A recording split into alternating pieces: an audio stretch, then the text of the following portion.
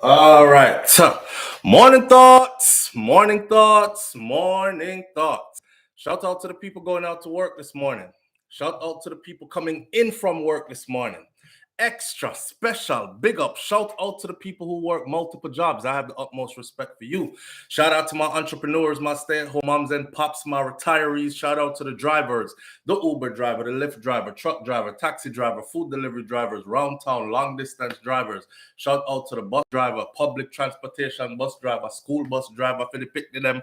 Shout out to every single clean-hearted, good-hearted person who wants good for others as much as you want good for yourself. And that garbage truck driver is so essential.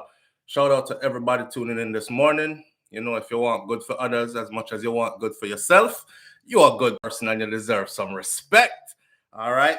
Here we are this morning on this Monday morning. Everybody running late in some way, form, or fashion. It is now 7:23.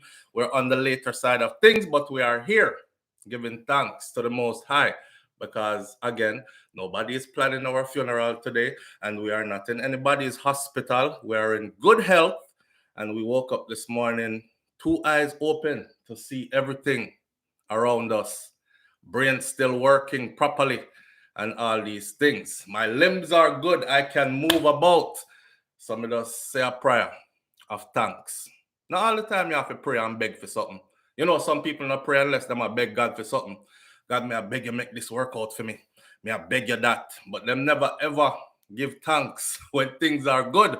When things are good, them forget God. And when things go messed up, them members say, boy, I have to go pray about this. So just keep a praying spirit and make sure you're always giving thanks. Yes, because it's always worse for somebody else out there than yourself, believe it or not. As the old saying goes, the man without feet. I'm not worried about the man when I have no shoes.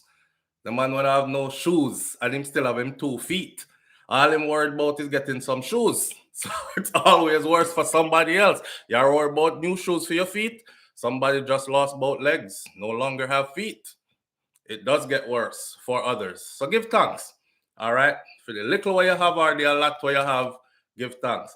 Big up on yourself, my family. Here we are this morning, Monday morning. Of course, I'm going to big up some of the family members in the chat room this morning, asking you to hit that thumbs up as you come into the chat room. That's your way of signing into class. All right. Morning, teacher, present, and these things. See? All right. Stories we have on the board this morning. I see a story yesterday that really puzzles me. And I thought when this incident first happened, actually, I did a video on it when the incident first happened, and people cuss me out. How can I be so insensitive? The story has to do with a little autistic boy in Jamaica. I believe he was 9 years old. I have the paperwork here. I'm going to go through it for you. And the way in which he was killed is a child. He was autistic. And now the update to that is that the mother is not really cooperating with law enforcement. And I'm wondering if my first assumption, theory, was actually right. We're going to get into that story this morning. This morning, we're also going to unveil this platform, a new platform that was created by a Jamaican software designer.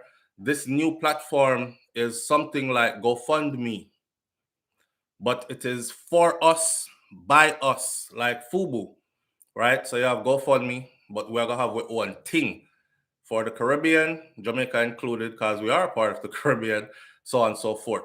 Very essential and beneficial platform. I want to get into the details of it. Luke did a story on him, actually, on them, and it will explain exactly how the platform works, and you will see the benefits in it. See? That day. Yes, Vicky Victory. We're gonna talk about she in a minute. We'll talk about she in a minute, because something all right. This smell funky, right? Kevin Smith, the Mobay pastor, I call him the cult pastor from Mobay. Kevin Smith, the man who did lock the people them up in the basement of the church and was feeding them dumpling and mackerel gravy while he was eating all the mackerel, and he was eating KFC and these other things, and him give them that for how many days straight, or sometimes then they just used to get dumpling, wildflower. Him. The return of Mobay cult pastor Kevin Smith. we're gonna talk about that one. All right. I wanted to touch a little bit on this stress thing. Stress is a killer. End of year stress. We tend to get more stressed out around the holidays. So I want to give a word of encouragement and some advice. You know, you never know who your words might be reaching. You might be saving a life or might be putting somebody in a better mood than they were before. You know, depression not good, stress not good. Them things they kill you, and so on. So we'll talk about all these things this morning. And a top politician loses his gun. The man lose him gun, him say a thief them thief it, and he has a message for the thieves. We're going to talk about all that this morning. Before I do that, though, let me scroll back to the top of this chat and big up some of the family members in here this morning. Remember, if I don't call your name, it's still love and respect. All right. Maxine, good as gold, is the first one in this morning. Thank you for being here, family. Carrie-Ann Jones right there. Juno Bryan, Asserin Odetta, and Sean Cassell. Big up yourself, Sean. Sean Cassell says, morning, good morning, fam. And like the video as you join the live. He's reminding me to remind you, and he's reminding you to do what he does. See that? Sharon Ingram is in the building this morning. Brick House says, morning. Carrie-Ann Jones is here. Present teacher. Great Goodies is here. Mr. Article Dandaya. Audrey Wright's here. Kaitai Jai Empress. Soldier 819. Janet Stewart. Denzel Gale is in the building this morning. Say a big up to everyone. Sina Sexy is here. Katz Moni is here this morning. Wayne Nathan is here. Dainty D early. Donna Davis is here. Nikki B. Daya. Audrey Wright. Marcia McGann Lopez is in the building this morning. Brummel Wright says, up, up, up, little bro, all the way up. Happy Monday to all my Morning Thoughts family. DR is in the building this morning. Chama D Star, Sharon Spence, Stacey Ann Williams, Angel of Mine is here. Cass Robinson is here. Senior Sexy Daya. Hope everyone had a great weekend. Devin Gale says, good morning, SouFLo family and friends. Big up. Jane Ander is here. Karen Notice is here. Good morning, SouFLo and family and everyone tuning in. Enough blessings. Up, up, up. Kai Tai Jai Empress is in the building this morning. Says, please hit the like as you enter. Thumbs up. Big up yourself, my sister. Thank you for being here. Nico DeJenna is here this morning. Nico DeJenna, big up yourself and welcome and thank you for being here. Michelle Howell is in the building this morning. Divine Order all the way from Chicago. Snow may start soon. And she now talk about the snow from over Canada. We're sing. I want a song the snow did sing again. I will do anything just for you. That one. Julianne Tapper is here. Dorothy T is here this morning. And Rika Bay is here. If I didn't say your name, you know how it go. We have a call early. Let's take this early call. Live on the air with SouFLo. Good morning. Good morning, family. How are you doing? I'm trying to fix this thing. I think I'm having some technical difficulties. Just keep talking, please.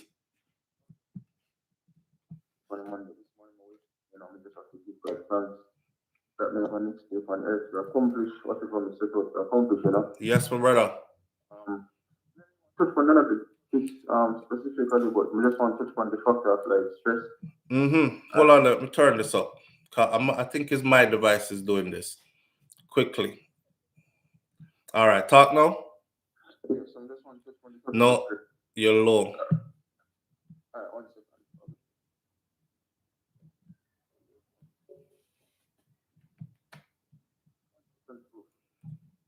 You there?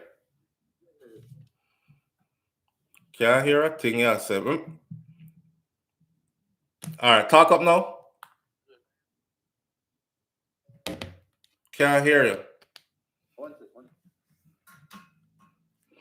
Yes. I could hear with the brother officer real quick before we go on. Are you hearing me? No, you're low. Really low. Really, really low.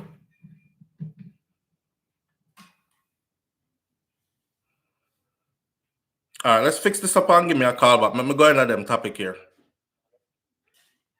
All right. He said he wanted to just touch upon the stress thing, the end of year stress thing, but for some reason, see, it's not ringing in my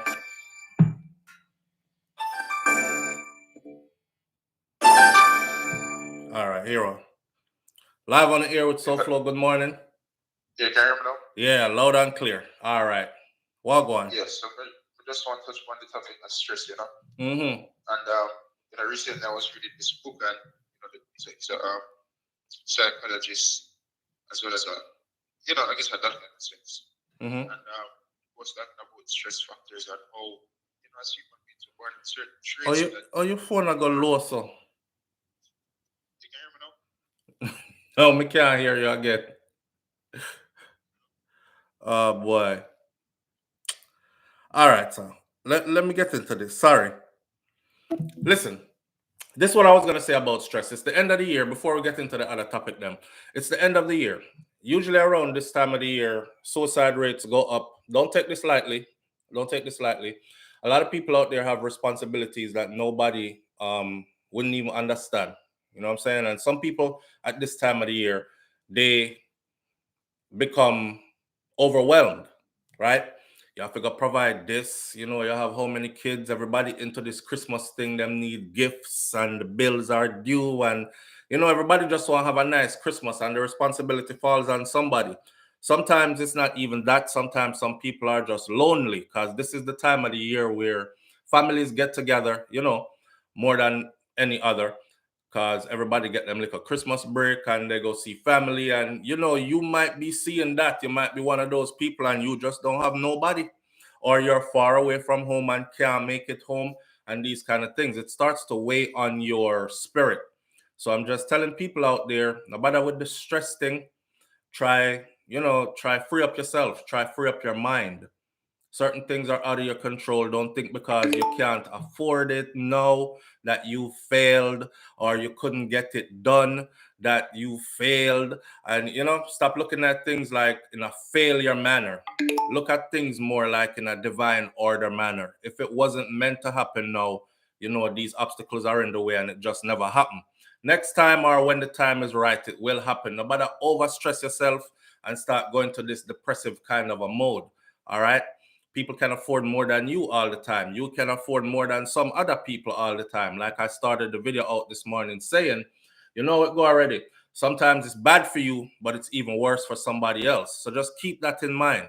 And also, talking somebody back from the brink this morning, I will say that it really gets greater later. That message. When you're depressed and you go through that message, there are some people feel like ending it all. It is because them don't think that it's going to get greater later. I'm asking you to never forget that it's going to get greater later. I don't know what you're going through. Somebody needs to hear this morning, but I'm telling you, it gets greater later.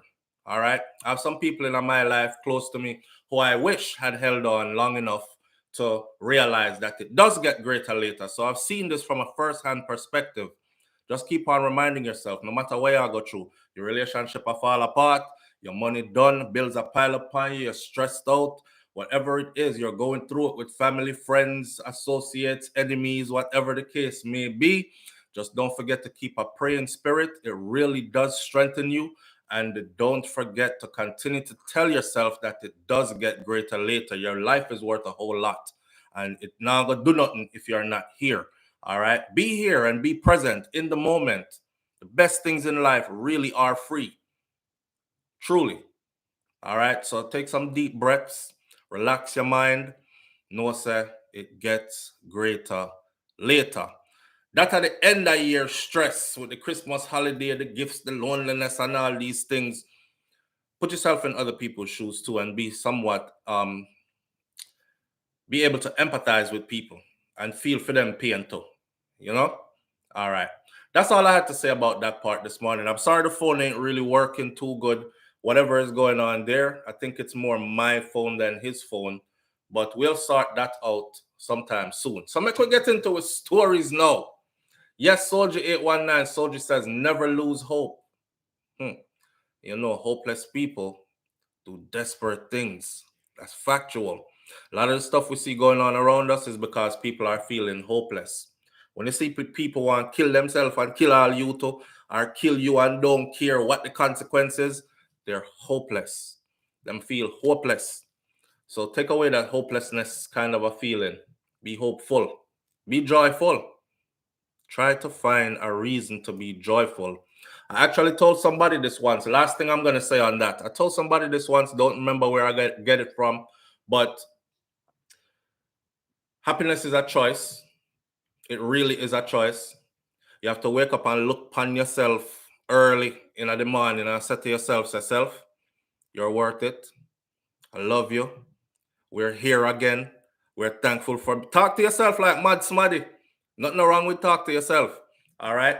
And we're going to do it. Today's going to be a beautiful day, regardless of what happens today. Today is going to be a beautiful day, and you make it that beautiful day. It's not going to just fall on you. You have to make it that way. All right. All right. Let's get into these stories now. Let me start out with this one first so it doesn't get lost in everything. I'm very interested in this platform, and this brother reached out to me a while ago. Honestly, I thought it was just somebody else. Come and get a whole heap of phone talk of people that blow smoke up your wazoo and them say all kind of something. And most of the time, none of it come to fruition, so I don't bring it to the forefront and tell the audience. This brother, however, when he contacted me, it's been a while, and I thought, sound good. The idea sounds good, but can he actually make it happen? Well, lo and behold, here we are. So everybody knows what GoFundMe is, right? It's sad that our people know GoFundMe for sadness only. You know, it's when somebody's sick or burn up in a fire, crash up and mash up and need medical emergency or has cancer and has to go to some other country for treatment, things that are not available there for them. They need the money in a desperate situation. I'll tell you what, majority of the people outside of us, they're using GoFundMe to do other things. GoFundMe was actually established as a crowd fundraiser. You have a business idea, you feel like you have a following. Good example I'm going to give you. So you print up some shirt, right? And you say to yourself, say, yo, I want to start my own t-shirt company and then branch off into a clothing line. And, but I don't have the money for startup yet. You can actually go to GoFundMe, put out your whole presentation to the people who you think are going to give you $1.50, $2, $10, $1,000, I don't know, anything you can get. And you put it out there and people go through GoFundMe and they read these things and they're like, yo, I love this business idea and I like this brother here. I'm always upon some positive stuff. So here what? Put some money in that and see how far everybody can go. And people start their businesses like that. We know it though for just pain and sufferation. That are the most mistake our people ever use GoFundMe for. We can use it for so much more. So this platform that he has created is GoFundMe in a different brand, a different name, and it works differently for us, more to our benefit. When I say our, I'm talking about the Caribbean diaspora, not just Jamaica. However, he is a Jamaican, and it does cater to the Jamaican crowd as well, especially for those of us living overseas and locally too. So, software developer, Sadiki Williams, he has the desire to help Jamaicans raise money for their various socioeconomic needs and entrepreneurial ventures. And he has developed a crowdfunding platform for us and the wider Caribbean. Currently, only individuals who have a social security number can start a campaign on crowdfunding platforms like GoFundMe. We ran into that on this channel right here. Remember the lady that called and I think she was going through cancer, and she said, may I tell her, set up a GoFundMe, and then we will have the audience, I can direct my audience and say, please people, this lady need this, and who gives. She said, me have a GoFundMe set up in one of my friends set it up for me because she live overseas. See, that went over my head. I was always of the impression that anybody across the world can use GoFundMe to set up an account, and you can't. Currently, only people who have a social security number from the United States of America can actually set up the GoFundMe thing, right? And he has made that different for us. So I remember the woman saying our friend set up the GoFundMe for her and they reached the max goal. So if you set a GoFundMe account up, you can set a goal, right? We need $10,000 for this. She said they reached the max goal. However, the person who set up the GoFundMe for her stopped talking to her. Stop talking to her. Stop taking our phone calls. So that leaves us in a vulnerable position. If somebody back home need it and some person of foreign can easily abuse them, yeah man, me set it up for you. This I'm a good friend and thing. Me set it up for you. Them up here, them have the social security. They're in control of the account. Once it reach max, cut it off. Stop talk to her. Run away with all that money. See that right there. We had another fella. Remember the young man that came on, the inventor? A lot of you were telling him, said, don't do it. Don't put your invention out there like this yet, because people will kill your feet. I think his invention had something to do with electricity.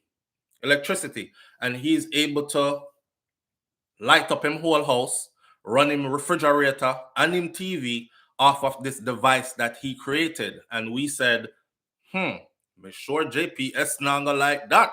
Because if a lot of Jamaicans started using that, you wouldn't need the main power grid to access power, electricity. All right, him.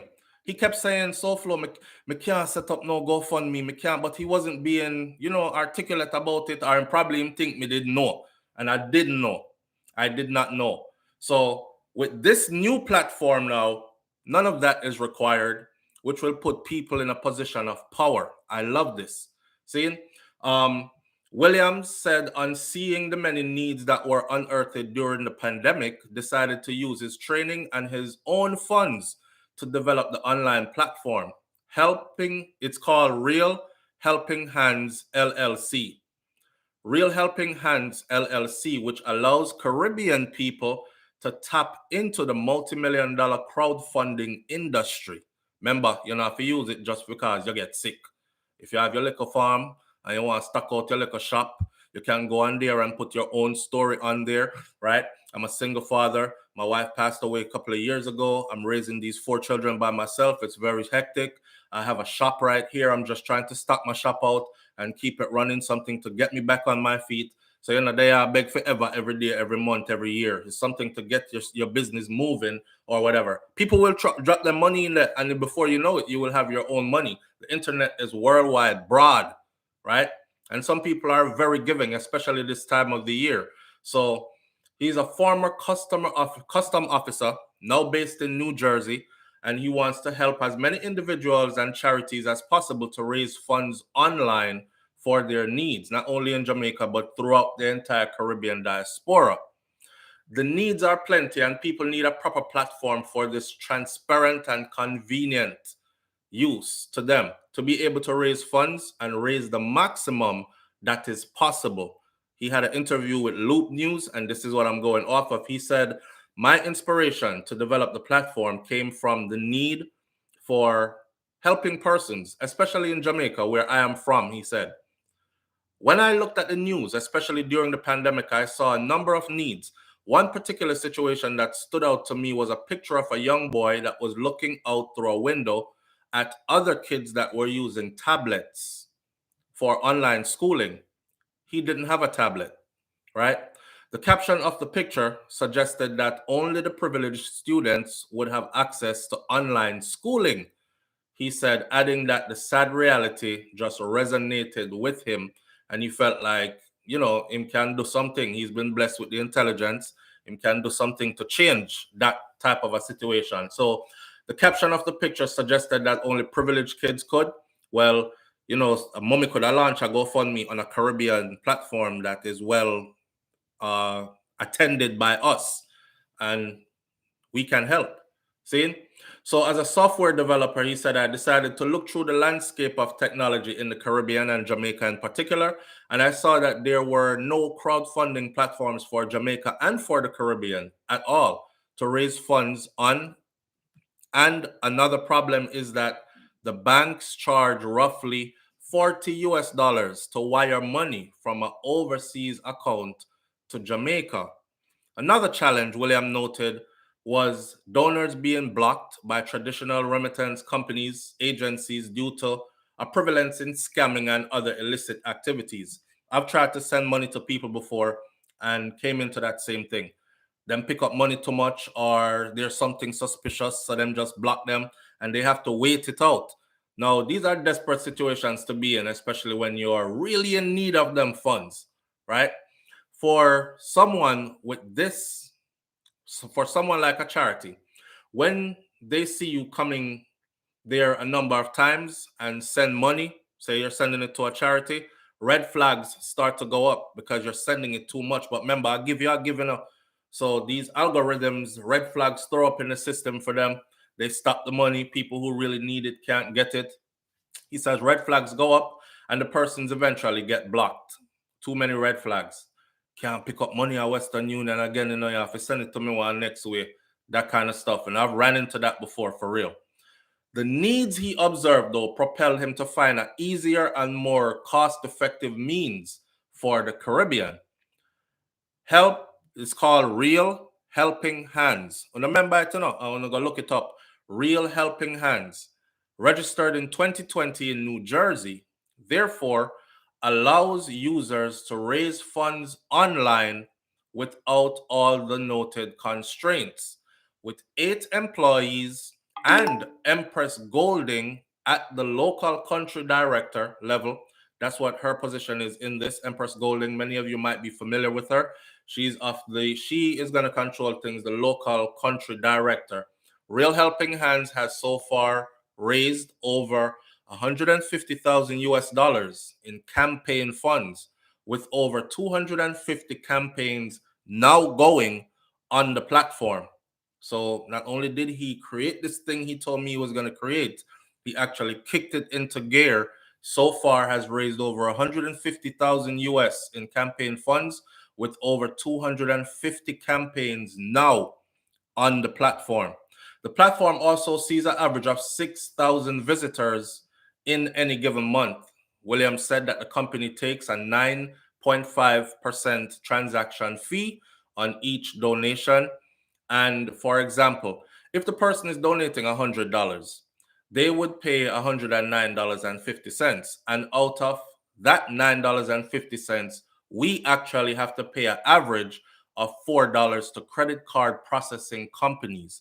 So it's not like somebody here created something where they're going to rip you off completely. You pay a little fee to go along with your business to have that convenience, without all them extra red tape line there and these things are involved in it.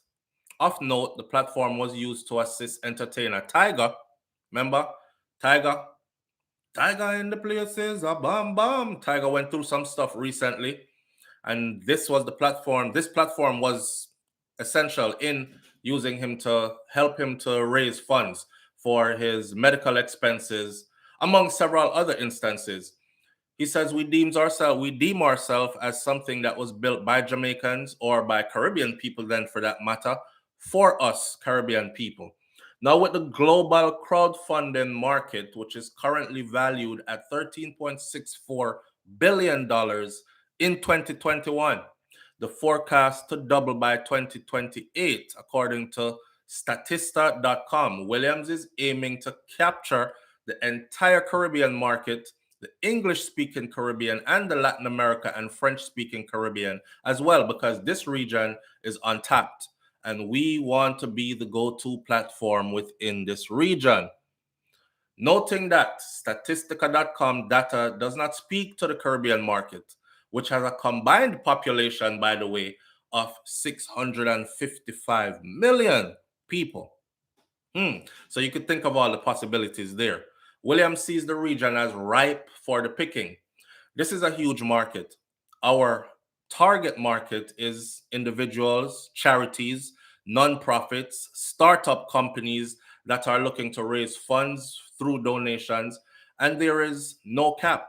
They can raise any amount that they want, as long as it is for a legal and a legitimate cause.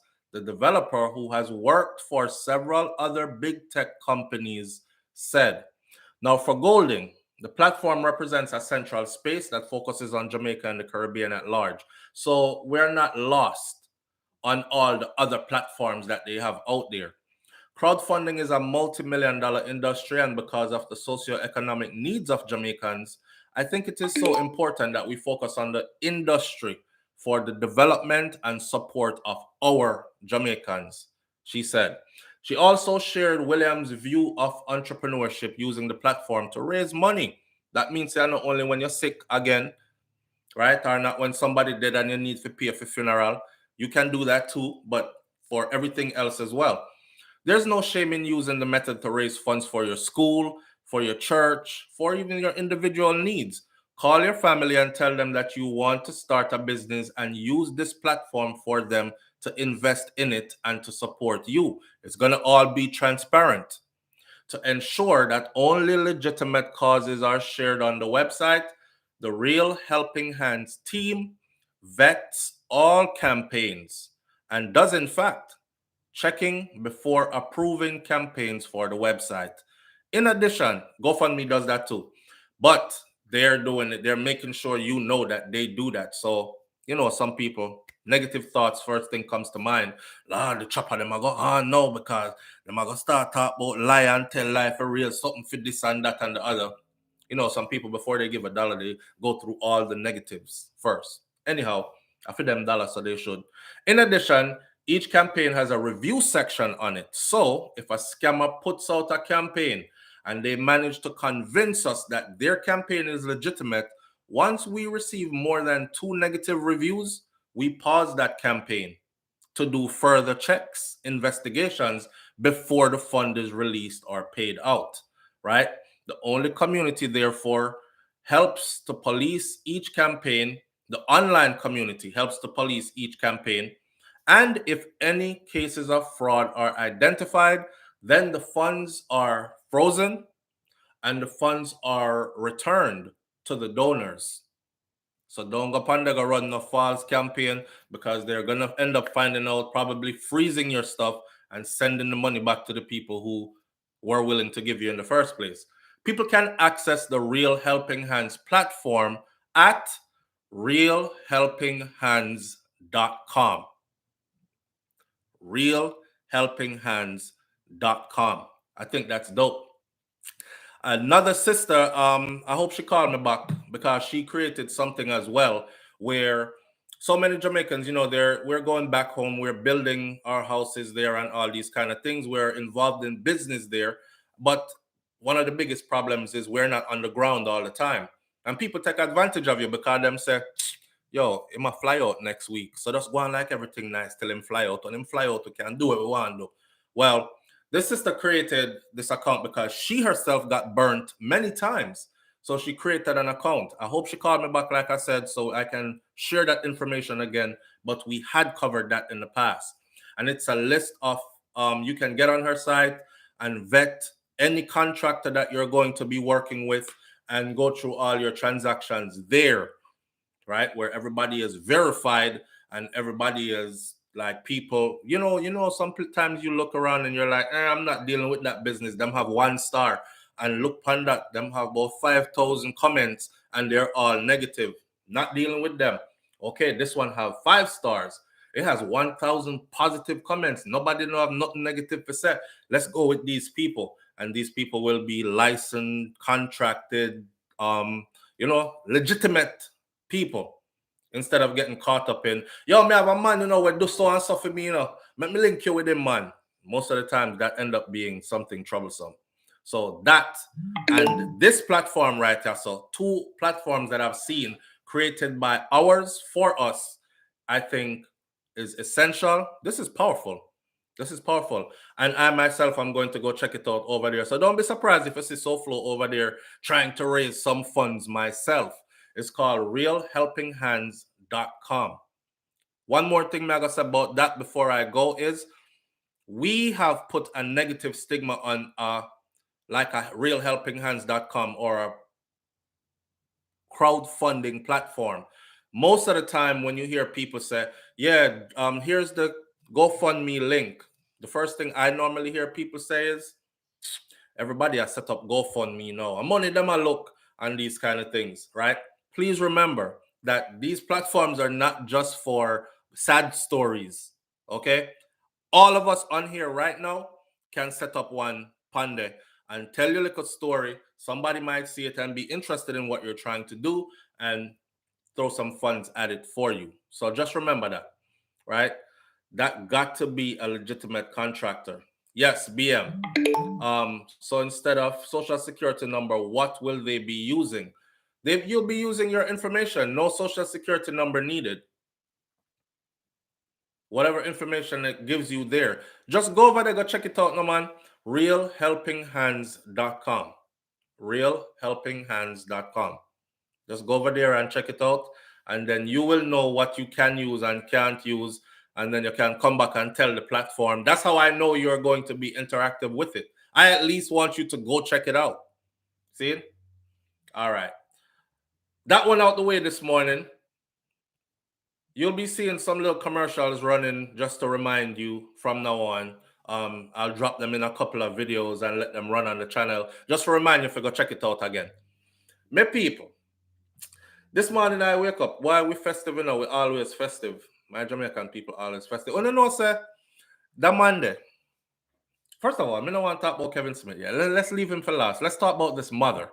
I find this story more interesting in a different kind of sense. Mother of murdered autistic boy files an injunction to prevent access to her personal device. This is the woman who, when I saw this story first, I said, you know, so she know what I'm going. Yeah, she know what I'm going. And then some people did contact me and said, SouFlo, you know, so she set it up for her picnic get killed, right? No, hear me. If she's watching this, because you know people will cuss me. If she's watching this, I have my opinion. All right. And this is just my opinion. I'm not saying you did. I'm saying I feel like you. This is my opinion.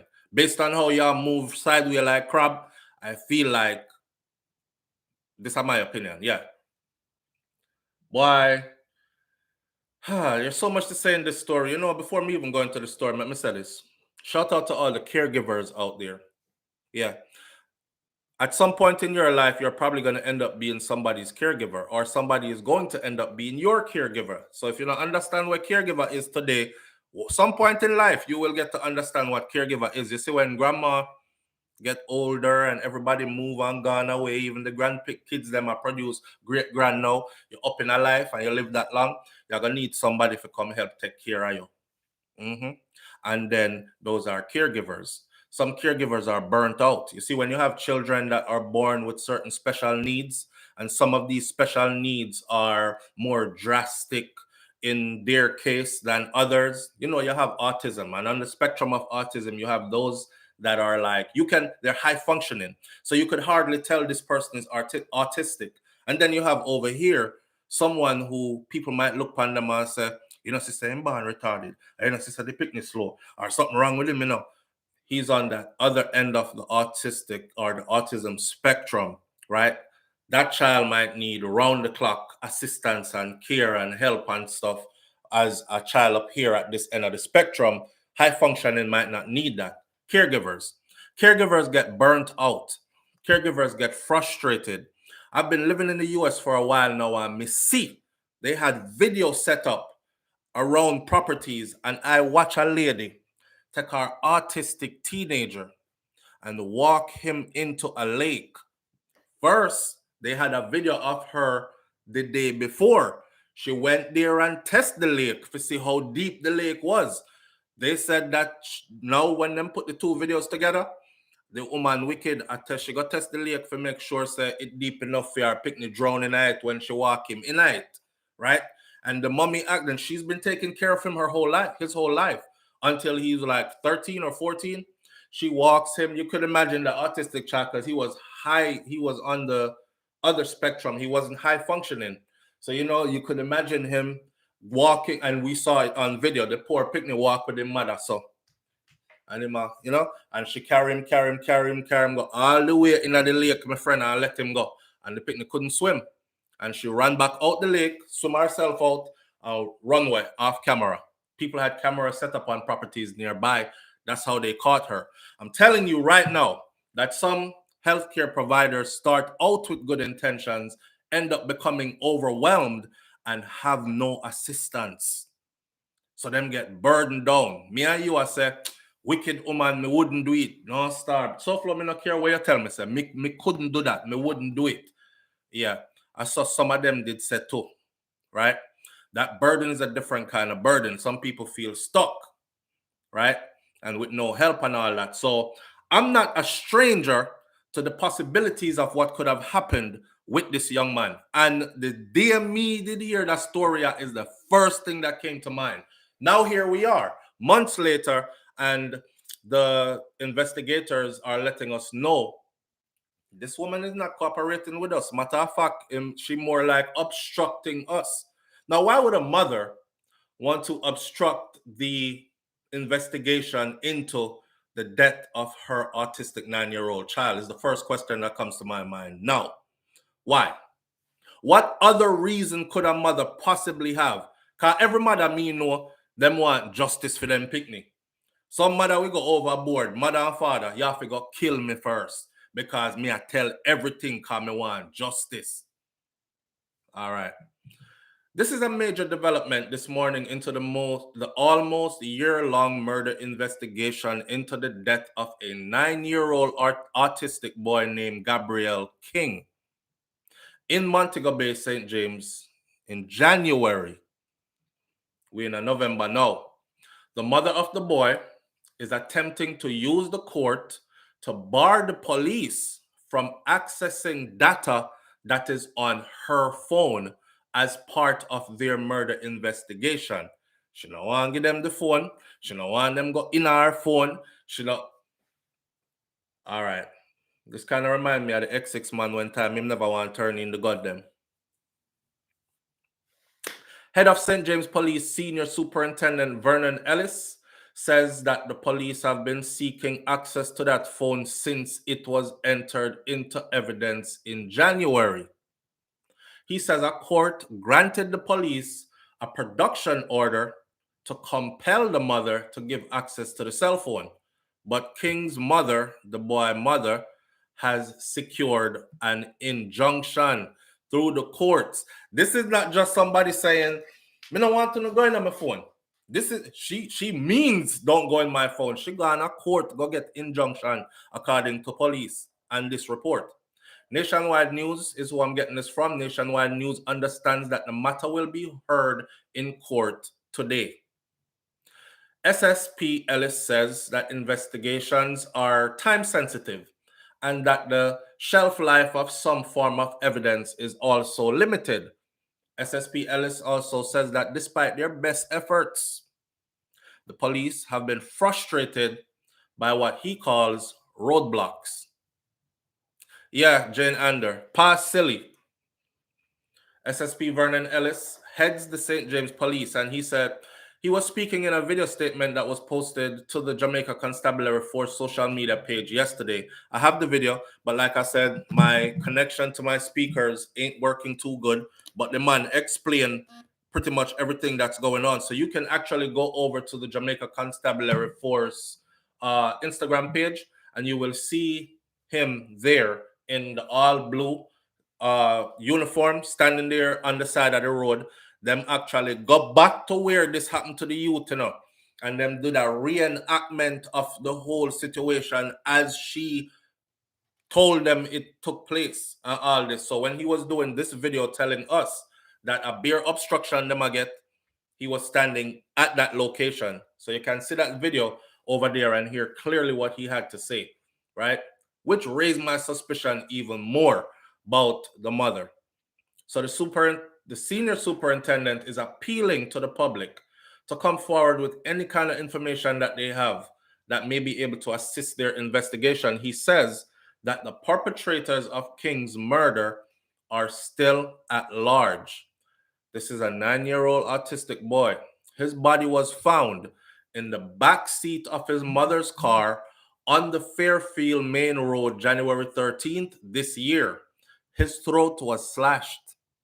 Them cut the little boy throat, In a statement issued through their attorney in March, King's parents said that they were cooperating with the police investigation.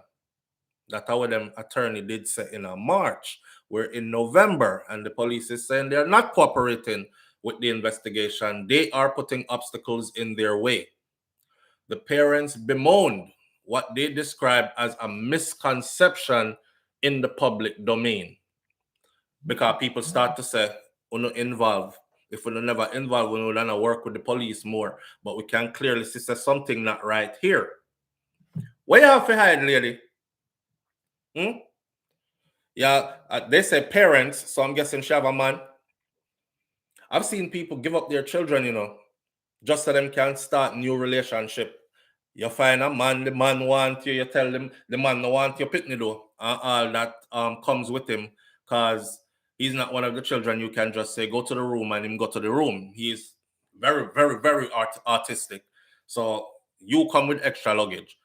And them want man so bad that them get rid of them picnic if go start over new life and these kind of things. I'm just saying these things happen. I'm not saying that's what she did, but I'm saying I'm kind of looking at this kind of funny.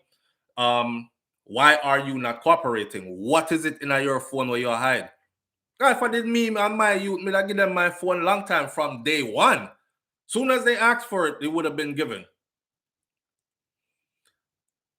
I remember reading this story and they said, and then watching the news and them said, so it was a carjacking of sorts. For those of you who are behind this one, it was a carjacking of sorts. Some guy jump out of a vehicle and run up on her, take her out of the car, take her car with her youth in it, drive it, go down the street, take the youth out of the car, cut the youth throat, pan the back, pan the they fully described it. Cut the little youth throat, pan the trunk, heist him up on the trunk. They said they looked like they were strangling or struggling with the youth, and then end up cut him throat there. They could tell that's where it happened, and then drag him, put him back in the car, and her car gets found down the street, not too far from which part she got carjacked at. That not sound suspicious to you? So somebody jack my car now, take me out of my car, drive gone with me youth, and just down the road, them cut me youth throat, put him back in the car, and leave the car there. The agenda in all of that was to get rid of the youth, to me. See? Of course, we were all saying stuff like, I wonder who them connected to. Some people said SouFLo she connected to some big time politician. Then we found out that wasn't true. They do carry the same last name as some high-ranking official. However, it was later said that they have no relations. I don't know how I feel about the relation thing already, but these are not people that know each other, so to say. You can't have family members carry your last name, you don't know them. So they weren't related to them. People were saying, I wonder if I run some. Man would draw down upon you, and tell us, say, yo, 20 grand every month here. When we send Madfoot come pick that up, just make sure that run. If the money not run, I'll show you an example. Now pay no extortion. Move on, go. Next month them come. SouFLo, extortion money, dog, or sending money. And you say, yeah, Mr. Me now pay. All right. Them do something to one of my kids, them, God forbid. I shouldn't even say, but I'm just trying to give you a scenario. And all right, you ready to start paying now? Because somebody else are go dead too if you're not paying now. You just start kill off your family member, them, that kind of stuff. We were saying that at first, but looking at the obstructive behavior of, no.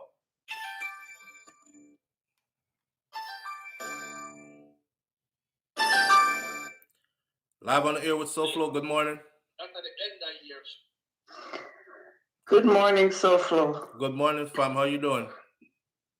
I'm doing well. I'm calling you from my US phone. Talk to me now, what's up?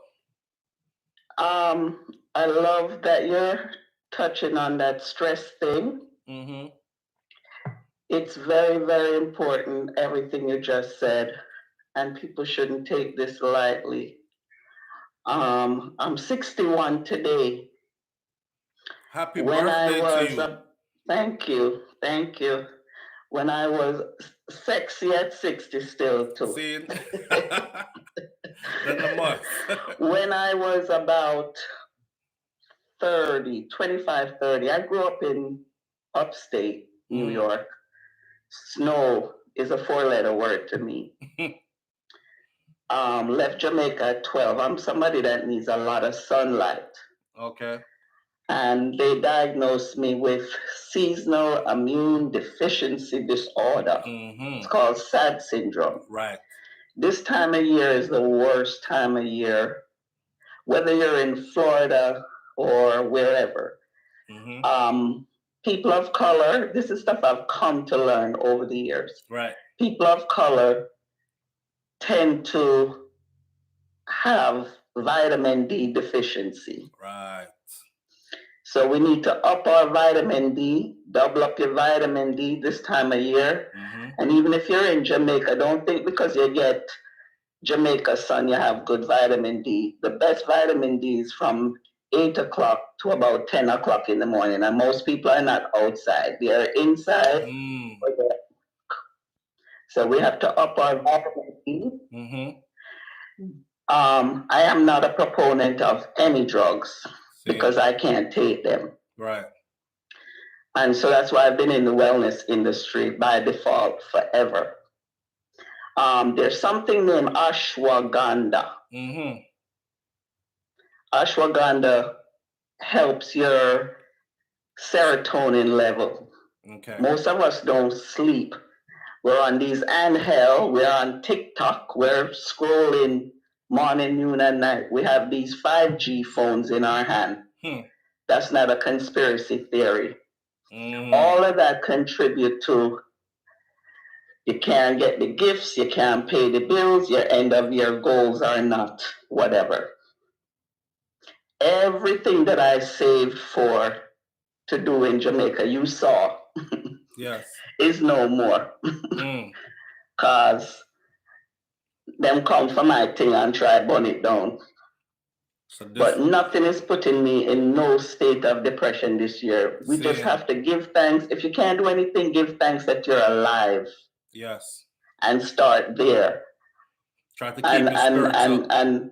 And drag up yourself and have some serious self-talk. Talk with yourself. But one of the main things is you have to watch what you're putting in your body. I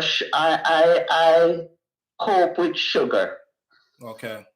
You know, right now I have some bull and some bun and cheese out there saying it's gonna be my birthday and me can't be in Jamaica. I want to be in my yard. I want to be at the sea and I want to do this. But you know what? I'm not gonna. You remind me. You're not gonna medicate yourself with bulla and bun today. All right. You know. So thank you. Sugar, things like that, we need to get off. But this ashwagandha, you guys look it up. It don't interact with nothing. All right. Because doctors be ready to put you on these antidepressants and craziness. And look at one of the effects of antidepressant. Yeah, more depression. May cause suicide. Right. Right. So I'm not telling people to come off of them meds, but I'm telling people to balance out themselves. Because 31 years ago, they diagnosed me with depression. And I'm like, hell no, I love life too much. And I've never taken any of those things. You have your moringa, you have your noni. We as people drink some Cersei, detox your system from all kind of foolishness, and just give thanks and praise. Amen. Manners and respect. Yes, yes. And don't watch a lot of bad news. Don't watch a lot of bad. Balance it out. We have to be in the know, but balance it out with some comedy. Yes. Yes. You know? Yeah. Yeah, balance it out. There's a lot of good comedy out there. Yes. A reason to laugh, a reason to be jovial. I appreciate you greatly. Thank you so much. Yes, sir. So Jamaica forever. Yes, fam. Each one teach one, yes? Yes, sir. I'm going to see that movie today, Jamaica Forever. When I know say we have Wakanda, which our government knew that Jamaica was Wakanda. You see how many people lock up and flock into Jamaica even with all the craziness? Yeah. Jamaica full right now. Yeah. I appreciate you. Thank you. Have a blessed day. You too. Blessings. Okay, bye-bye. Bye-bye. All right. Wow. That's why we have to take every phone call that we can take, because in the midst of all that, she did a whole lot of teaching, which is true, and I wouldn't have remembered. You know, sometimes you just assume that everybody know everything.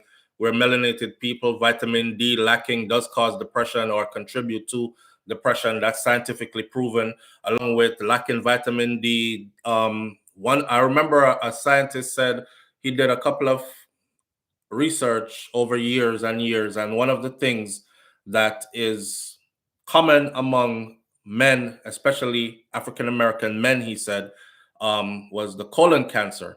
And he said one of the things that they all had in common was they were severely low in vitamin D. So I just something I watch. I see that information there. So she brings that forward, which is food for thought and something to act on, don't it? So each one teach one. Let's continue with this story though, because this little boy deserves some justice. And I'm not saying that his mother did something to him, and I'm sure, but I'm saying that everything points to making me highly suspicious of the mother. Highly suspicious of this mother. Yeah. If anything like this happened to my child, I would be giving these people everything they needed to try to find this. The gruesome manner and the swiftness with which this was done tells me that this was more than just a carjacking. Whatever it is, them need to come say what it is, right? And get them picking some justice. Now make him just go out like that. But like I said, mommy was carjacked. She claims that the man them take away our car, drive it away with our youth in it. The investigators who, forensics and investigation, and then they released how they thought it was done. And I remember that part just stuck in my mind, that they took him from inside the car, put him on the back of the car, on the trunk, and that's where they slit his throat. And they can tell. And then they put him back inside the car and left. And this happened just distance away. And it's not like somebody thief our car and our car was missing for half a day. And the car was found on the other side of Jamaica or anything. You understand what I'm saying? So it's the swiftness with which this was done. It was like, come, take the car go down there, so do it this one, and then left. Then me will call police. No, it just doesn't sit right with me at all. And the fact that, may I ask the lady, what are you hiding? You hide your side man picture them? You hide pictures that you sent to people? I don't know. You hide some pum picture. You hide your sexy picture them? I don't know, because everybody have them thing in them phone. Maybe you used to send stuff to your man and you don't want them see you like that. Clean out your phone then. Clean out your phone then. Live on the air with SouFLo. Good morning. Good morning, Flo. Morning, fam. How you doing? Man, it's so funny, man. Do you have a son? You have a son Bluetooth or anything like that? Actually connected. Let me disconnect again. Because we can't hear you. All right, hold on. Let me disconnect. Okay.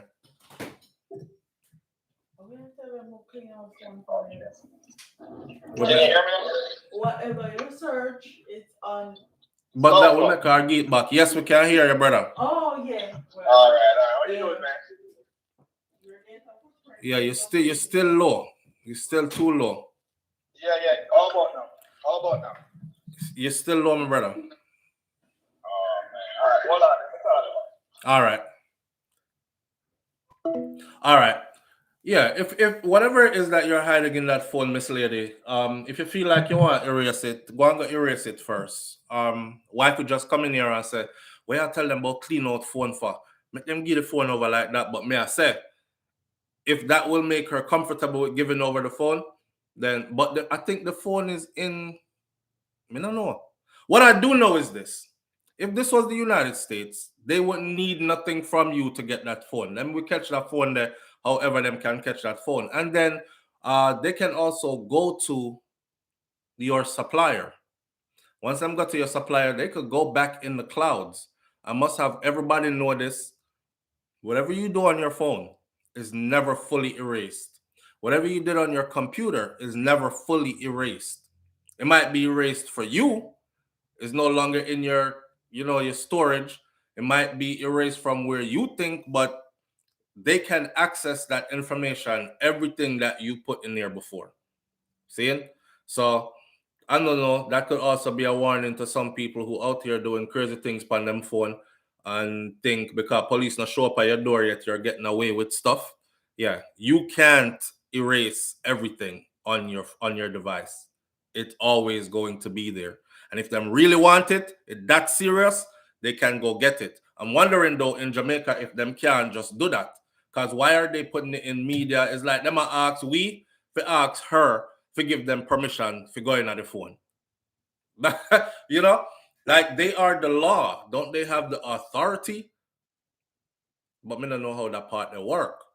Soldier 819 says all they need to do is get court papers to go to the server and get the drives. Exactly. Exactly. I'm no techie. I am no techie.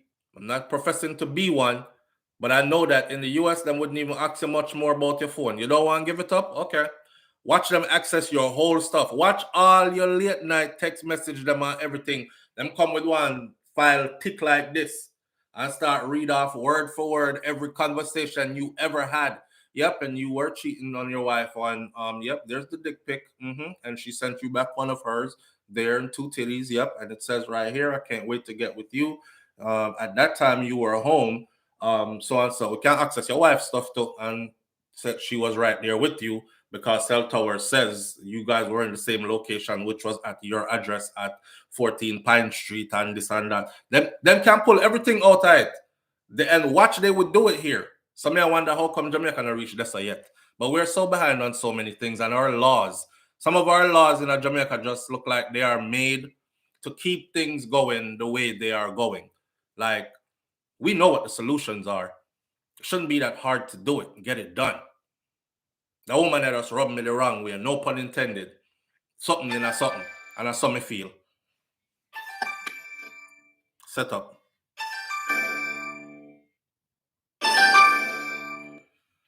Live on the air with SouFLo. Good morning. Good morning, SouFLo. Good morning. Good morning, fam. Loud and clear. Doing all right. You? Yeah, man. I was the one that was in the car and I connected the Bluetooth. Okay. Back from your speaker, they don't load. Yeah, you're loud and clear.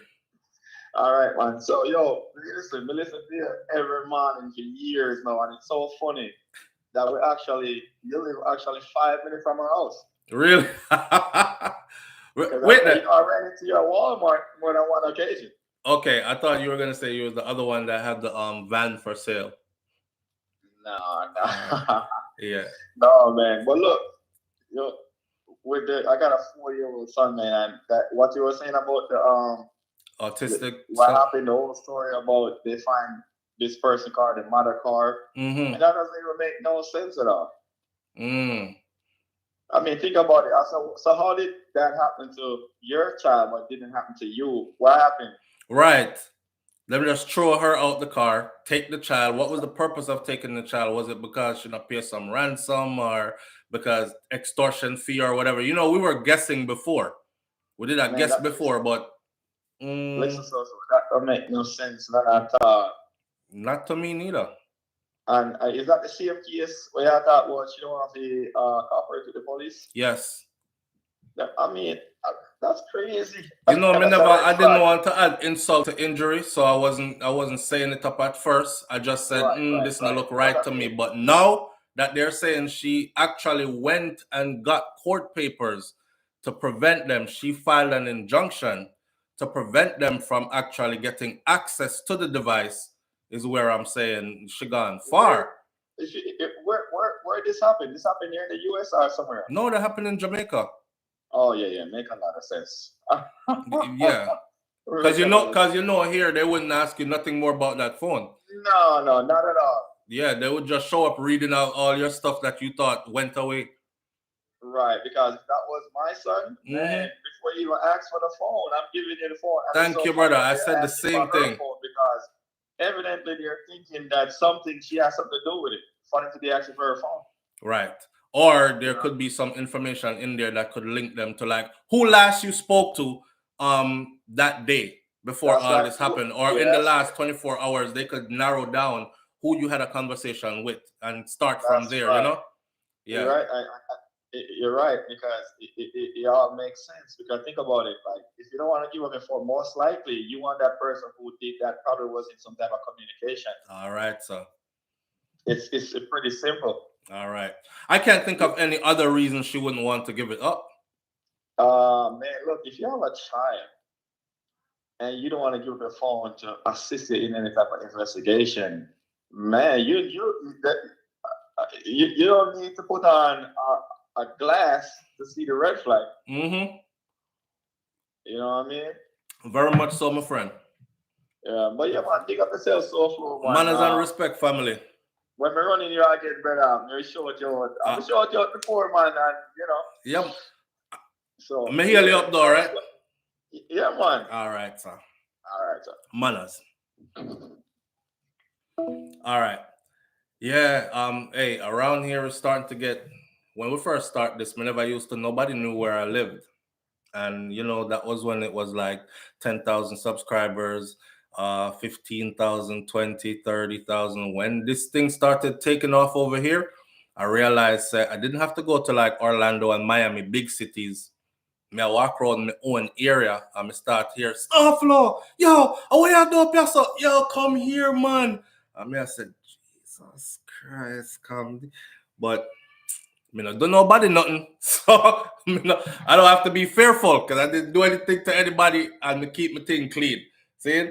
All right. But with that said, yeah, that woman here just rubbed me the wrong way. And I want everybody to be aware of the story because this is a child, right? And we are advocates for children. Like, you can't just sit by and watch this and be like, all right, end of another kid's life, on we move. Somebody have to point a finger and say, listen. And you know that the Jamaica Constabulary Force pays attention to online, how should I put it now? They pay attention to certain platforms and certain things that are being said. It's obvious. So when people start put pressure upon them to do certain things, like in the Donnelly Donaldson case, if everybody stayed quiet, my boy that would have still there out the road and walk up and down. Not to say he still can't come out because Jamaica things set up a way. But public pressure. I'm imploring everybody to put some public pressure upon this one. Get that lady that to give up our phone, give up information, if that's the way they have to do it. Or maybe the JCF can hear us saying, come on, man, you're the law. You have authority. There are avenues around that. You can't tell me, say, because a suspect or an individual doesn't want to give up their phone, and that's how everything stop.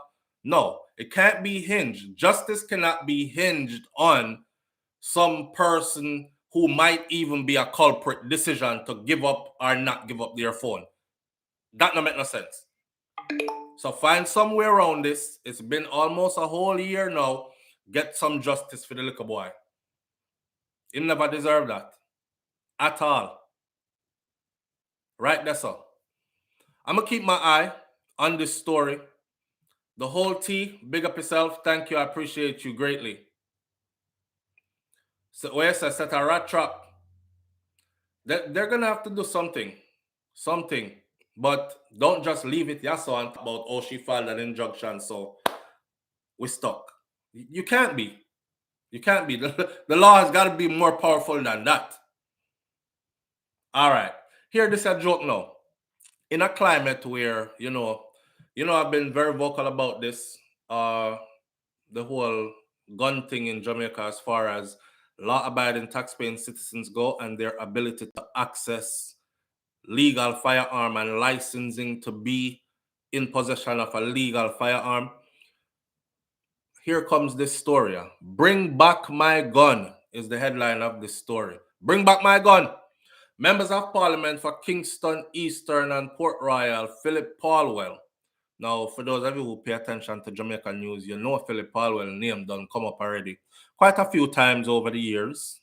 Yeah, when America did a take away visa from high-ranking politicians the other day, Mr. Paulwell was one of them who got his snatched. Don't know if he got it back yet. Apparently, most of them got their papers back. I think that was just the U.S. flexing its powers, I guess. Anyhow, Philip Paulwell is appealing to the person who stole his licensed firearm to use the present gun amnesty to hand it over to the police. Paulwell is the leader of opposition business in the House of Representatives, high-ranking politician. He told the Jamaica Observer that one evening in early July, he was headed home, having dropped home his close protection officer.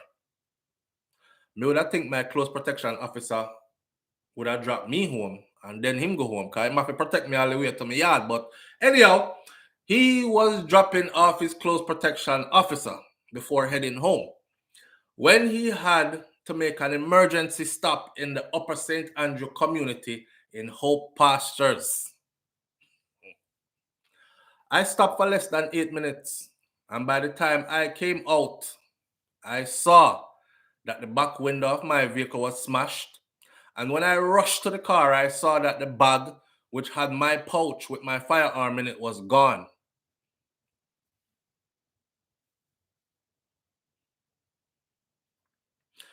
The bag on the floor of the vehicle, because that is where I would normally keep it, on the floor of the vehicle. With my security person, when my security person is driving the vehicle, he said.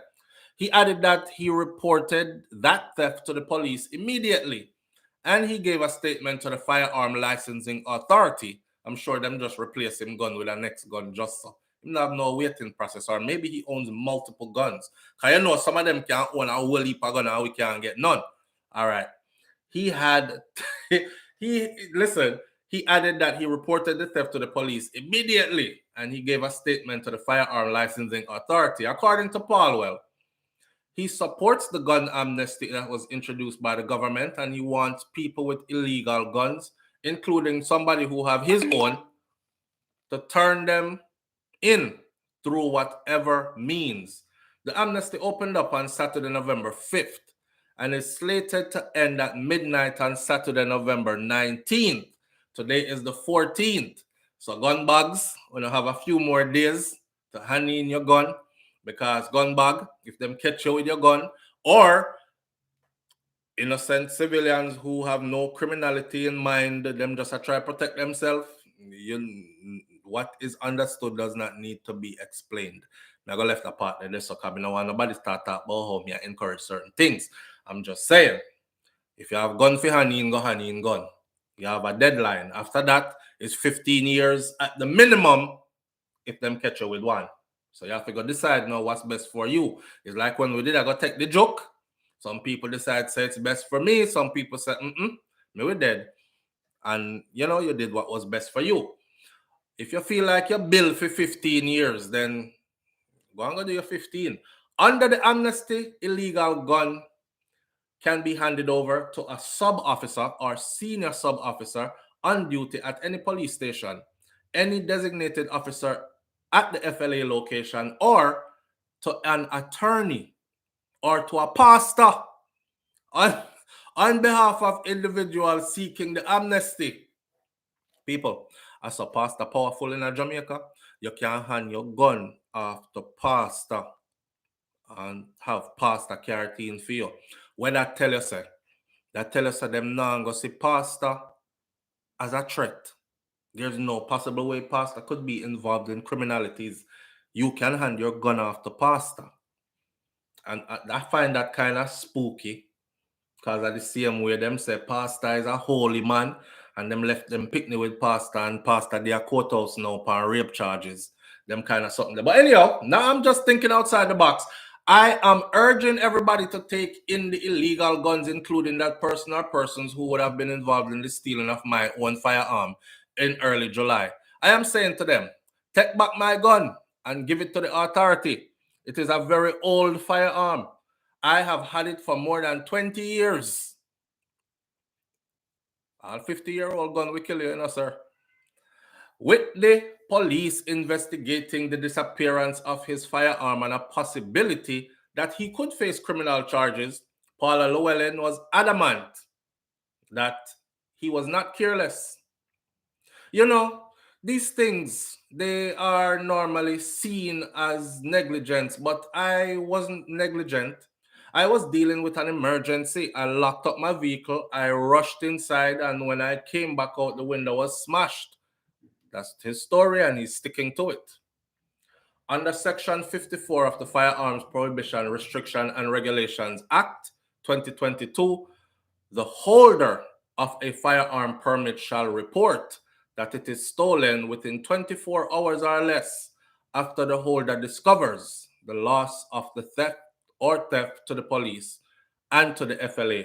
A person who, without responsible excuse, fails to make a report within 24 hours commits an offense. Section 74 of the Act indicates that the holder of the firearm permit shall ensure that each firearm and all ammunitions are safely stored in accordance with such standards as shall be prescribed, so that no other person can gain access to your firearm or its ammunition. The man said he was heading home when an emergency occurred, and him detour and run inside, lock up him car safe, run inside, and not even 8 minutes, come back outside. Car window broke, him gun gone. Yeah. We're gonna left that one right there, so I'm sure you're thinking what I'm thinking, but I'm not gonna say it out loud for now. Me just go and like say me I idiot too. Anyhow, moving right along because I saw. I want to say so much.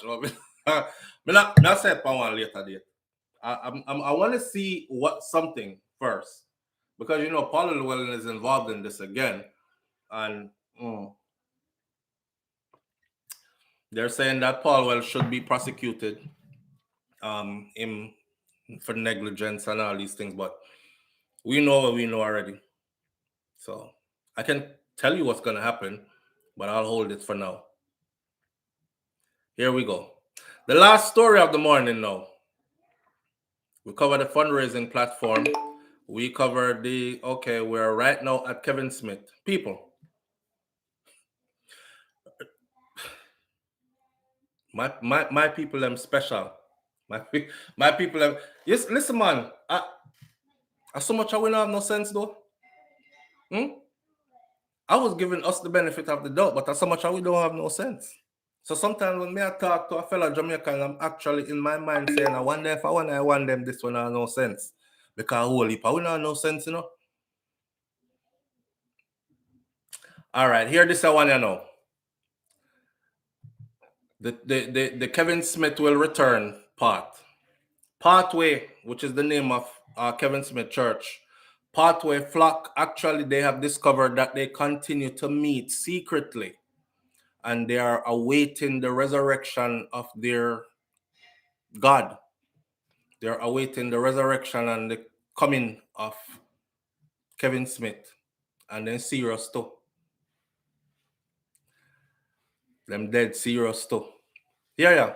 So for Patricia to ever accept that Kevin is dead, the late leader of Pathway International Kingdom Restoration Ministries is dead.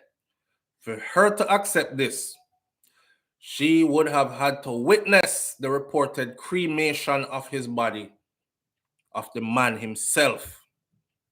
The man church still active.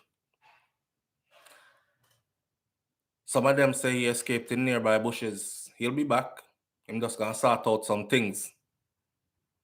God know. Yo,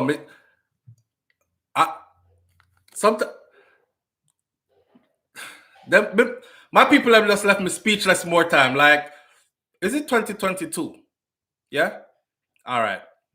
Likening Smith to Jesus Christ. Patricia is confident that the contract, and them people are going to tell me if you get online and argue with that. Likening Smith to Jesus Christ, Patricia is confident that the controversial clergyman who presided over a bloody ritual at the Montego Bay St. James Church just over a year ago, in which 3 persons died, them was killed,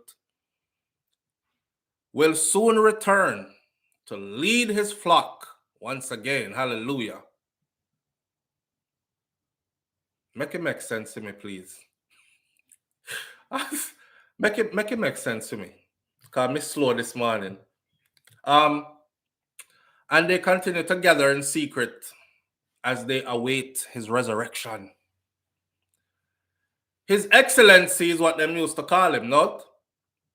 Remember one time the youth tell the story and the youth say, yo, the man lock the door and some of them couldn't get in the church before he start the execution. You chop up him, me want you stab him, you cut off your throat, and everybody look. People were still begging to go inside. People they still outside are beg to go inside. Them say the youth will tell the story that they silenced because the investigation or whatever after him get to an I media for a little bit, you know. And then them and him said, and he actually told us, said, I can't talk about this no more. Them tell me, say, me can't talk no more to the media, so I have nothing more to say. But him tell a lot before them silence him. The man said they were outside begging to get in. Them a fall a fight, elbow each other. Sister Smith get elbow in her eye from Brother Rowe. Brother Rowe with him big chunk self inside he want to go because he felt like they were taking off the glory and he didn't want to miss the trip. I kill the man inside, I kill people, I get ready to kill people, and them fight each other to go in. And they were outside bawling out, Your Excellency. And them called down, you are the greatest. His Excellency told us that he would face persecution and that he would be mocked and he would be scourged. But mark my words, my leader is not dead. Just wait and see.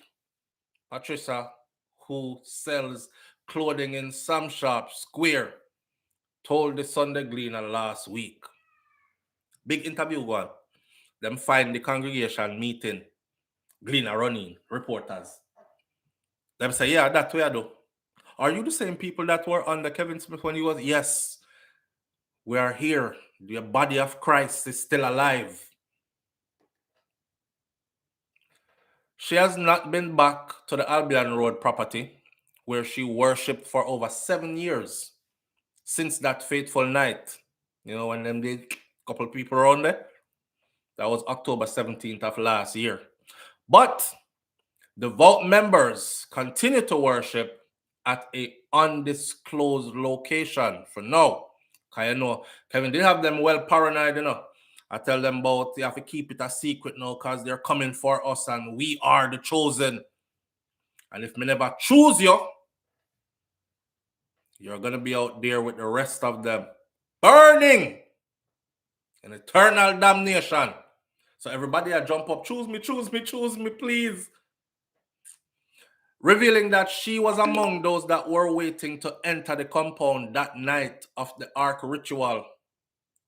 She suddenly went silent when they pressed her for details. She said, me did stand up outside and wait for go in for my turn, you know. Them people are saying. Listen now, if I didn't mean that, you wouldn't see or hear from me again. If me have beard, me I cut it off. Me I grow dreadlocks, me look different. Me I say something totally different. Them people are brave and still a walk around. They said their God is coming back. This is Jamaica in 2022. I guess because them people here watch. No, don't take this funny. I know some church people are going like, yeah, watch out. You know, no do already. I guess because some people witness them great grandparents saying they're waiting for this particular person and them never come throughout their whole life, and then them see them grandparents, which is the children of them great grandparents, do the same thing, and now them a pass with one this person still not come yet, and now them a watch them parents do it, and parents I get elderly and still now come, and him a say great grandmama did it, grandfather did it, mom them a do it. I don't think they follow the route there, you know. I'll try Kevin Smith because he's more feasible. Somebody where I can touch. Because I couldn't touch a person where them did a weight pad. I'm just trying to give them some kind of a sense, some kind of sensible explanation as to why I know I do it. Revealing that she was among the, she turned up at the gate, I was waiting to go in that night. Can't tell you anything more though. In that ritual, two congregants, 39-year-old Tanika Gardner and 38-year-old Michael Scott, they were reportedly murdered. A third person, 18-year-old Kevin Plummer, was shot dead by the police when he reportedly attacked the cops with a machete as they entered the compound to bring an end to the bloody mayhem. Now, if you don't remember, that 18-year-old was told, go out and confront them. No bullets can harm you. I've given you my cloak of protection. The youth, did I tell a story? Me did I laugh? Me know it was a tragic thing, but I was laughing the way how he was telling it. Because he said when him said Adesso, him realized, say in a friggery and foolishness. No, so no more try to figure out, okay, how me I come out of this now, because me did not believe up till this point. You see, some people believe earlier and didn't show up, because when him call under curfew under the laws they had going then. Remember, COVID did not keep. Some people say, you know what? I feel like that man is a madman. Me nah go. Others got dressed in all white and went running. Them not even that take taxi. Them run to the location, well fit and healthy. The brother said, when him see the man tell the youth, say, go out there and confront them. Stop them. And you have been chosen, and I've given you my cloak of protection. And the man said, gunshot start seal, you know, man. And he said, the man just walk in a gunshot, them like, say, my machine, you know, till one pitch him over. That's the kind of power this man had on their mind. The funny thing is, when him there talk about the police woman that was there now, remember, you know, remember good, man, remember good. The police woman spent the weekend at Kevin's luxurious house before they transported and escorted him to that location, and she changed her clothing and she walked in with him into the thing. Right-hand man. See, there was another high-ranking police officer that was involved. I don't notice, so I don't hear nothing about him again since then. I'm just saying. All right. I said it back then. I said none of the law enforcement officials that were involved closely, you're not going to hear nothing about them from this point forward. I see that. Him dead. We don't hear nothing more about them. That's how they operate. But anyhow, the brother said when Kevin tell the police woman said she had her service pistol on her. Go check the report. It was removed from her. Her service pistol was in there with her. She have her gun fully loaded. She have bust it in the name of Kevin Smith. So the brother said, he tell her, say, go out there and confront them. And no bullets can harm you and everything. He said, woman, get up and turn up and look like she'd go. But she start look like, me no believe you. Because one to your brother will just run out. So I saw she never run out too. Go out there and confront them. He wanted her to have a shootout with the police. And that's how she catch fear sense. Or she did have sense all along, but she was helping to mislead these people until she realized that this man really feel like she did under him spell too. She wasn't under his spell. She catch sense last minute, but she catch sense. She said, me I go just in case, because if the ark take off in real life, I wouldn't want to miss it. I want to be there in glory. However, just in case, I know so the thing really go. I go hold a little 1% of doubt there. And that's what saved her life. Go out there. Tell me what happened to the brother out front first, because me see when he pitch him over. So what happened to what happened to him first? Then we will go out there. My boy start order everybody else. You stab up you. And you cut off your head. And they started to run after each other in there and hold each other and cut up each other. Church member Andre Ruddock is currently before the courts, charged with Gardner's murder. Yeah, because he instructed Ruddock to cut off the girl's head. The whole time the girl kneeled down there, he might ask the girl, according to the eyewitness testimony, alleged eyewitness testimony, asking the girl, if you believe I am the Son of Man. She says, yes, you are. You are God Almighty, holier than thou art.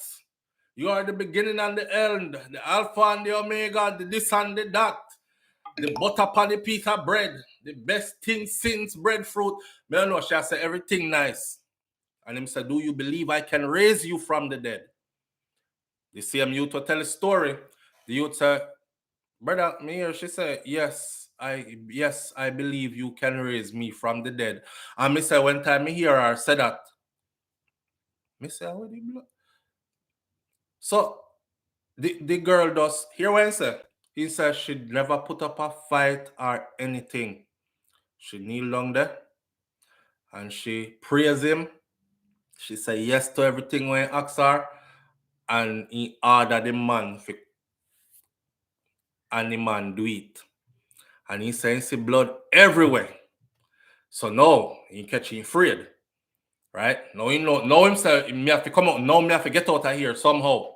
Run him, did I run to and never get shot, That's how him come out, Cause gunshot a blaze out there and him skip and dolly and come out of it.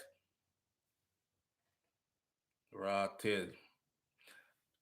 When Andre Ruddock went to church, he has no money for attorney. So I'm tell them. And I don't know if y'all know it, but Kevin Smith had sex charges coming against him. No pun intended. So why if you don't wonder? Kevin Smith had sex charges that were forwarding against him. You know, some they have one little boy up there. Them people are give them pick me, You have a little boy up there that used to follow him around with his umbrella and jump in the pool with him and massage his feet and all these things. And be a man him, they have living in him house too.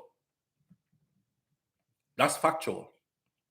The sisters weren't allowed to stay there. A man party are gone. In a shocking twist, a week after the incident, Smith died in a motor vehicle accident while being transported by the police. And remember that. From St. James to Kingston, Constable Orlando Irons, may he rest in peace, also lost his life in that accident.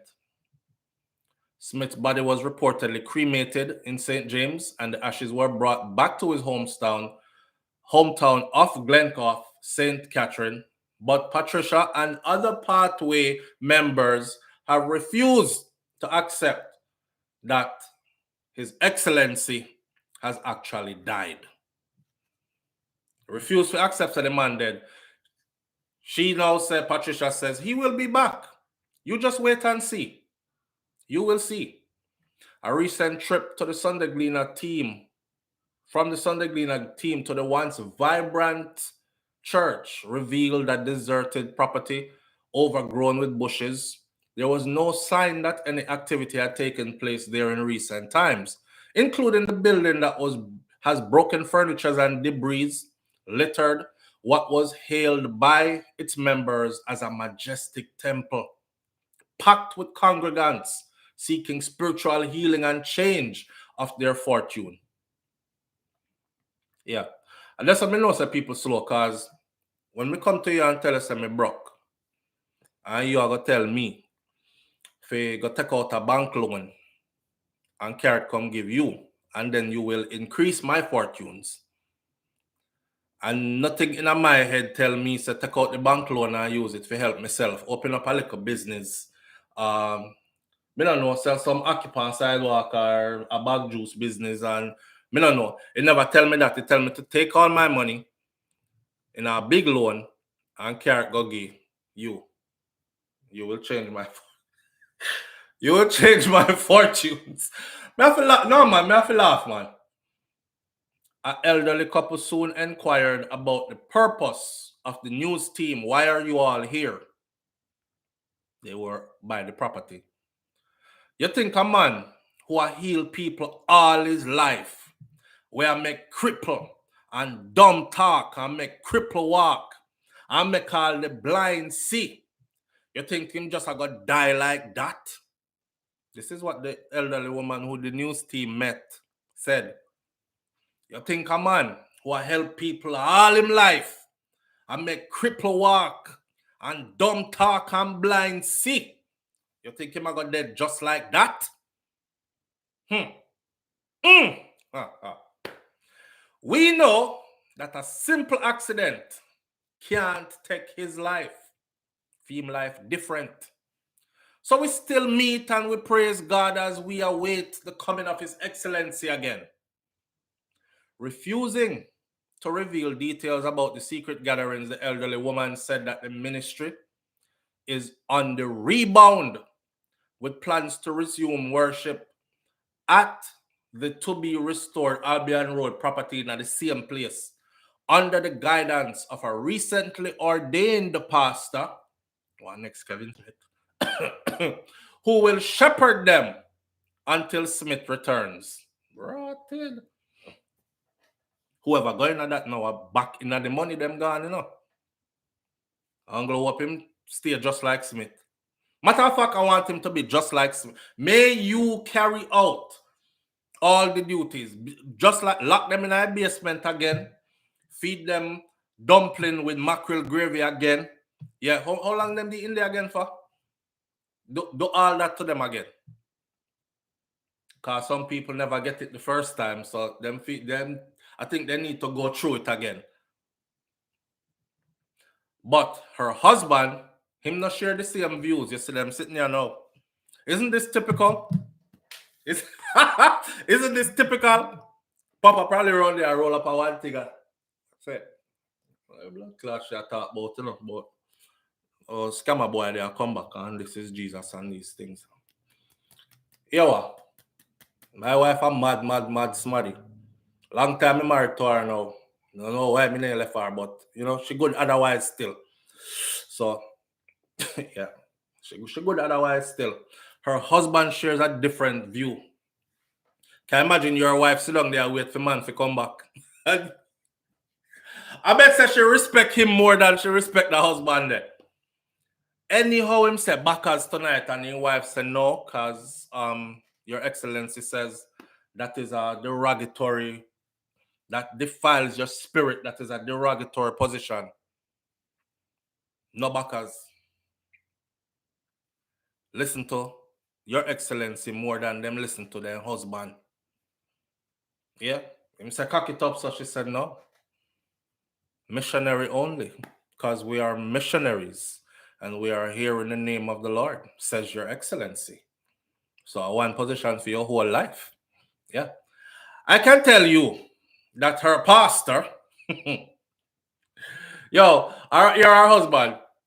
husband said, he reap where he sow. She run her back and cuss him. I can tell you that our pastor should have been dead a long time ago, our husband said. Look on the compound. Not even a bird no fly over it. Not even a single dog. Not even a goat. No one say not even dog no go over there go do. Not even a goat. Even a blind man can see that the place is cursed. And the gleaner said he was very annoyed at his spouse. When you love somebody, man, love conquers all. Because a mad woman knew there with Papa. Yeah. The husband said that the property should not be returned to the congregation, but instead be transformed into a police station.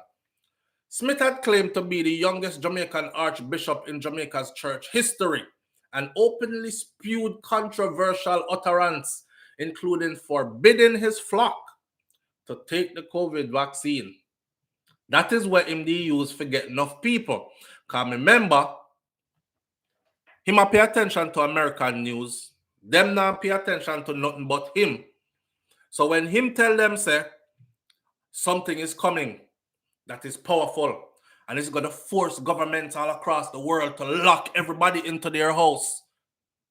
That time lockdown needs starting in Spain and many other countries already. But it look like him congregation, they know. So by the time it reached Jamaica now, where lockdown and curfew and all these things and vaccine being developed, his church was fearful because they're like, see there, he told us about this. Him just tell we about this, that it's coming now. And look here. So you see how he mixed the truth and manipulate it. And cause them never pay attention to news, and he was one step ahead of them. All right. His followers were from all social strata. Rich, poor, middle class, educated, uneducated, unemployed, entrepreneurs, business owners, employed, and included doctors, lawyers, educators, and members of the security forces. I know me a sister, I glean a sister, me a read out, I glean to you right now. No, nobody got talk about, you see all the boy, the SouFLo come talk about educators and police, talk mix up police name, man. No, go talk to the gleaner. The gleaner says it right here. His followers were from all social strata, rich, poor, middle class, educated, uneducated, unemployed, employed, include doctors, lawyers, educators, and members of the security force. educators, the high school the other day. Educators. All right. Need I say more? His multi-million-dollar empire was supported by contribution and sacrificial givings of his devoted followers, which maintained his luxurious lifestyle that included properties at the Palms at Richmond in St. Anne, the Gemstone Estate Villa at Hartfield Meadows in Coral Gardens, St. James, his Dorchester Drive home in Ironshore Bay, and Albion Road based church established on at least 1 acre property, which he was in the process of fully acquiring. Real chopper. Real chopper. Them a chop, but them a chop small. Kevin did that chop big. Oh, and not to forget him nice BMW and all these other things, brand new. X5 or X6 him did have something like anyhow. Weekly services, that was his holy chariot, by the way. God loved him so much, his holy chariot came in the form of a later model BMW X5 or X6. That was the holy chariot. And you're forbidden to ride in this holy chariot. Only His Excellency and hand-chosen few. Weekly services at Pathway International Restoration Ministry and consultation sessions with him reportedly pulled in over $1 million a week. Pathway members were charged a fee of $500 for adults and $100 for children for the monthly Miracle Covenant seed. That's monthly, you know. Your Miracle Covenant seed had to be sown at the church's ministerial upliftment. They also paid tithes and offerings and covenant fees and late fees or other special contributions as requested by Smith. Well, me take you up here for you because I can see somebody do something to your family. Carry an extra 50 grand. Membership cards also came. Listen, people who didn't want to fly out, who applied for visa multiple times and didn't get it, went to him. Him charged them a fee and say, "I go clear the way." And the people them fly out, gone. Approval. I don't know what kind of links him they have behind the scenes, or if it was just luck and timing. But when somebody had do them something there in front of you and you are in a desperate place, you start feel like, say, yes, he is the one. He is the one. Members were also encouraged to donate food items, clothing, various supplies towards outreach program. Member cards came at a cost. The adult children paid $500 and $100 respectively. Widows wasn't given the full price because you lost your husband, so pay a $200 instead of the $500. Me I give you a discount. It's a widow's discount.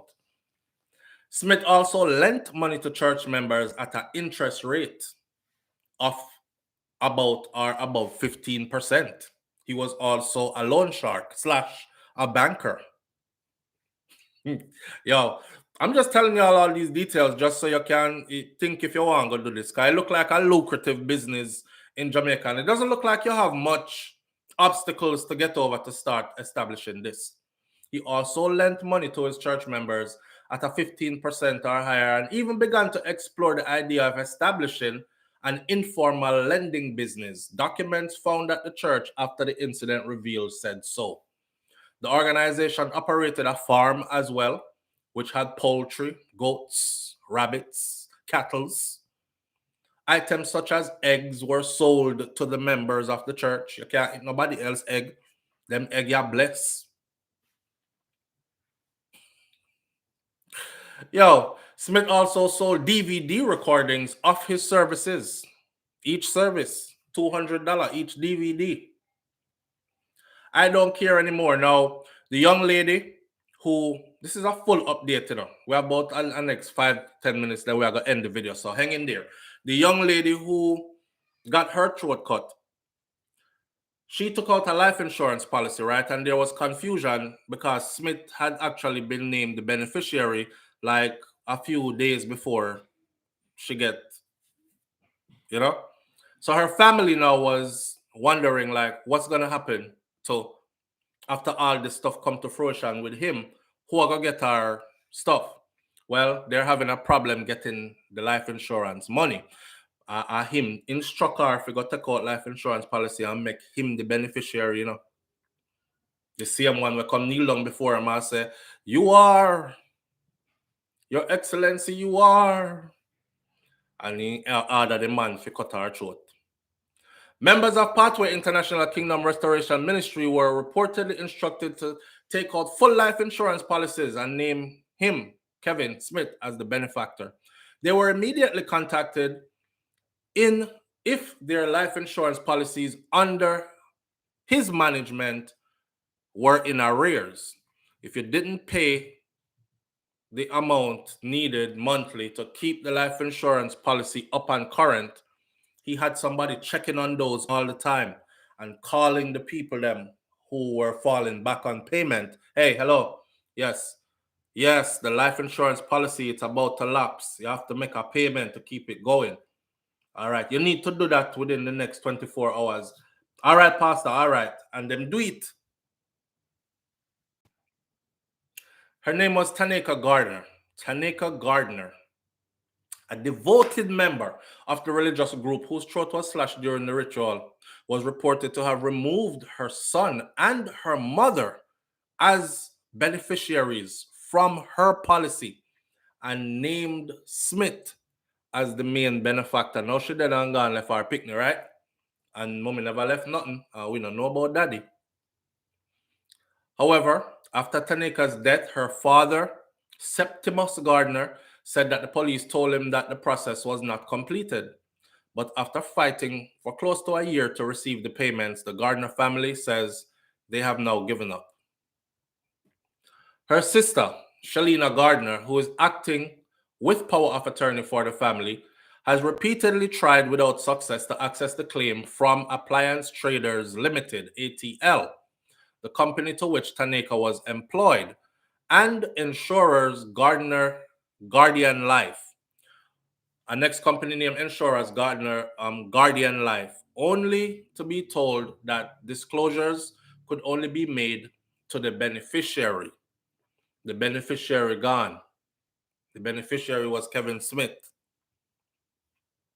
Although she refused to accept that Taneka would have signed over the policy to Smith, Shalana said that they have all but accepted that they were not the beneficiaries and they have abandoned all plans to retain that money or to retain an attorney due to their own financial constraints. They not even have the money to go fight this.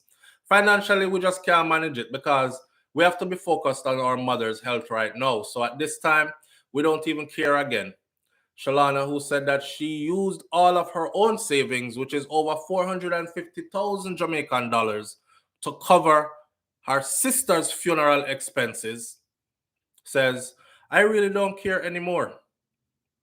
December will be 1 year that we submitted the burial papers to ATL, and we had not heard a word from them since. They told us to carry documents, and they said that the beneficiaries would be contacted when it is appropriate, but I have to just accept it as a loss and move on because this is what it is." End of the story. Hear me now, man. Someone are just mad. Someone are just special. Someone need a beating. Big sensible people in a 2022.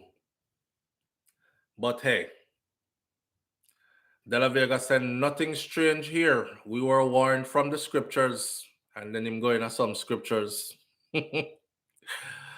Alright, murdered Taneka Garden is more deserving of a resurrection than this man. One next person said, the next person says delusional beyond comprehension, which is right where I'm at with them. So just know, say, they're still out there. They're still meeting up. They're still gathered in numbers and waiting for his resurrection. And a whole heap of them, to include police officers, lawyers, doctors, and let me close this video out today by saying this. Any police officer in another congregation there, I hope to never meet you.